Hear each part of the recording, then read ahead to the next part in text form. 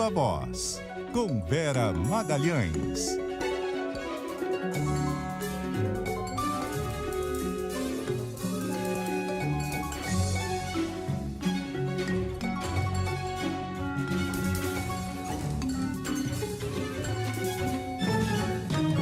Boa tarde, Vera. Oi, Marcela. Boa tarde para você, para os ouvintes e para quem nos assiste. Vera, a gente está numa semana que acho que dá para chamar de um semanaço, né? Tem um monte de coisa acontecendo em Brasília, coisas extremamente importantes. Tem sabatina do Cristiano Zanin, que foi indicado para o Supremo, está marcada para quarta. Tem julgamento do Bolsonaro na quinta, no TSE, sobre a inelegibilidade. Tem o texto do arcabouço fiscal, as regras fiscais no Senado, texto da reforma tributária na Câmara dos Deputados, ou seja, muita coisa para a gente conversar. Vamos começar falando da sabatina do Zanin, o que a gente pode esperar?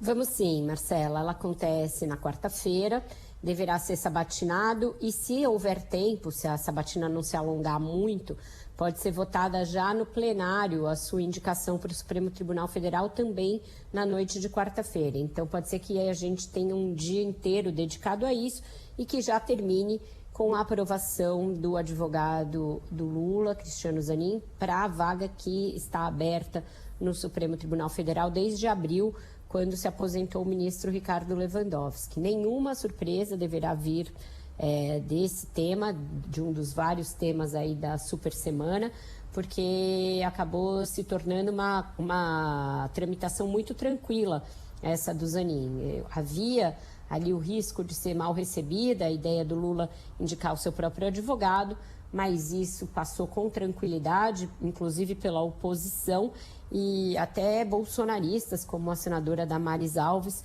nos últimos dias reviram algumas das declarações e indicaram que devem votar favoravelmente a indicação do Zanin para o Supremo. Isso vem aí de alguma expectativa de que, fazendo isso, Bolsonaro encontre um ambiente mais favorável a ele no Supremo quando passarem algumas das ações que há contra ele lá. Nada indica que vá ser verdade, que isso vá se confirmar, mas é esse o cálculo que os bolsonaristas estão fazendo para aceitar a indicação do Zanin para o Supremo. Então essa deve ser uma pauta que vai transcorrer sem maiores surpresas. Se houver, realmente vamos ser todos pegos desprevenidos, porque todo mundo com quem eu converso dá de barato que está tranquilo para ele.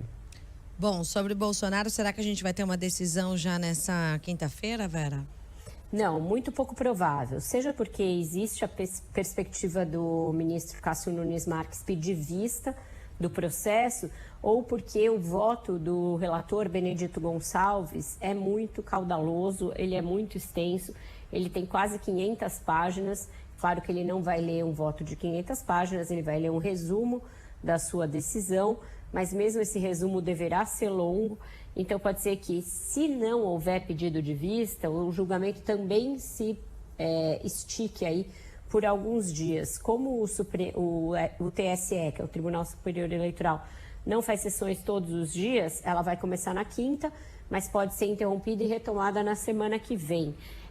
Isso se logo de cara, depois da leitura do voto do relator, o ministro Cássio Nunes Marques já não pedir vista. Ainda assim, ele tem que aguardar a leitura do relatório, então pode ser que a vista fique para outra terça-feira, na semana que vem. Então é um assunto que, se não se resolver agora,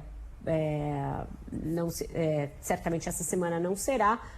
Na próxima, mesmo se não se resolver na próxima, ainda assim a expectativa enorme que existe é de condenação do Bolsonaro e sua consequente inelegibilidade por 8 anos. Então também é um caso que não permite muita surpresa quanto ao mérito, ainda que no tempo a gente tenha essas possibilidades aí, Marcelo. E com relação a esses textos fiscais que estão tanto no Senado quanto na Câmara, o que a gente pode adiantar? A expectativa do governo é grande para os dois assuntos, porque a pauta econômica é aquela que mais interessa ao Lula e aos seus ministros agora, para que o governo comece a deslanchar e comece a andar.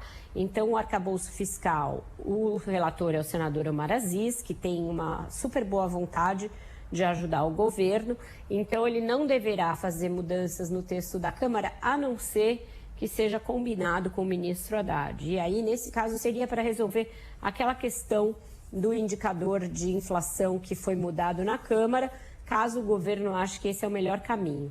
Mas todo mundo com quem eu conversei, do governo e do Congresso nos últimos dias, me diz que o mais fácil é aprovar o arcabouço como está e depois deixar para corrigir isso no projeto do orçamento, que vai ser votado mais para o fim do ano. Em relação à reforma tributária, uma expectativa grande quanto ao texto do deputado Aguinaldo Ribeiro, que vai ser apresentado já direto no plenário, porque a PEC da tributária foi avocada para o plenário.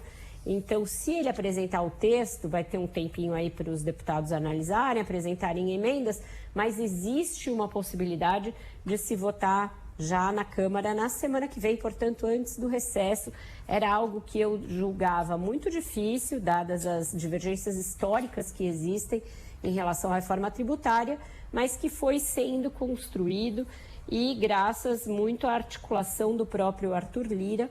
Ele pegou para ele essa reforma e transformou ali numa questão de vida ou morte para ele e está conseguindo fazer com que ela avance e conseguindo dirimir algumas dessas dúvidas. Então, é uma possibilidade de a reforma tributária finalmente ser votada na Câmara depois de décadas aí de tentativas infrutíferas, Marcela. Nessa pauta econômica, também aí a tendência é que a coisa avance. É isso, Vera. Obrigada, viu? Até amanhã. Até amanhã, um ótimo jornal para vocês. Até mais. Até.